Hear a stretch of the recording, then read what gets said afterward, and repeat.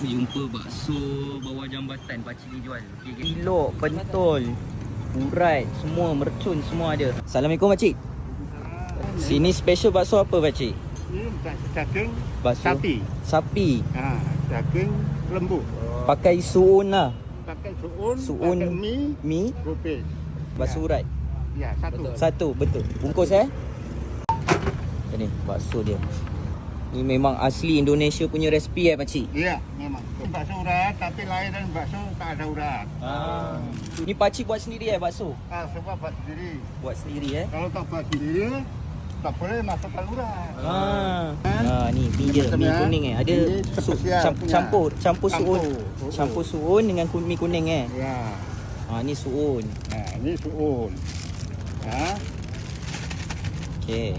Lepas tu sayurnya kobis. Sayur gopis. Kobis.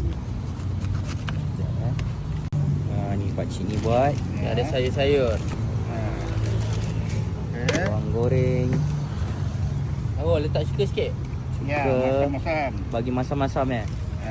Ni kicap ABC asli. Asli.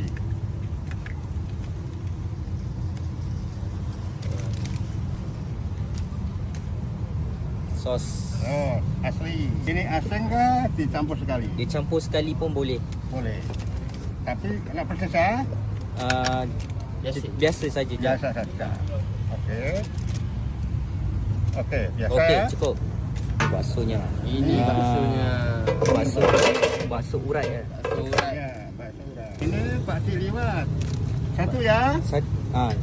Boleh. Boleh. Okey. Ini tahu pentol. Tahu pentol. Nah, ini bakso urat-urat. Bakso ya? urat. Okey. Berapa biji tu pakcik letak? Ini yang tahu, Tahu. 3, 3, yang pentol pentol 9. 9. Oi, banyak. Mana mereka cakap? Yang ni yang sedap ni kuah dia kan. Oh, kuah sedap. Kuah bakso. Ini baru kuah bakso warna macam ni. Pekat colour dia. Color dia coklat-coklat Ini sikit. lemak urat-urat. Campur urat-urat. Campur lemak urat-urat. Asal mana pakcik? Aku asal Jawa Timur, Jawa Timur. Lamongan. Banyak kuah dia. RM6 RM6. RM6. Okey. Banyak macam ni Kalau ini segini, Aha. nanti tak tahan. Ya. Asing lah kan. Nak Asing. makan baru tuang kuah. Ini murah saja, Ha.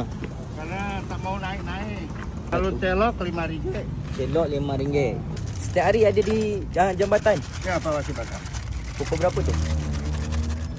Pukul 1. Pukul 1 sampai habis lah. Ya, baru lepas tu solat ke sana sementara. Solat Zuhur lah. Pakcik. Ya. Ini duitnya. Okey. Okey. Saya beli Ya, sama-sama. So, terima kasih. So, kalau nak support pakcik ni, korang boleh beli kat sini. Dekat dengan nasi kandar asli ni, ada jambatan bawah tu. Pakcik tu selalu ada kat bawah jambatan tu. Selalu bakso nampak macam tepung bulat cantik je kan. Ni nampak dia buat sendiri. Bentuk dia pun tak betul-betul orang kata perfect. Tapi yang penting kita tengok rasa dia. Bismillah. Memang kuat gila rasa sapi tu. Tu rasa lah air tangan pakcik tu.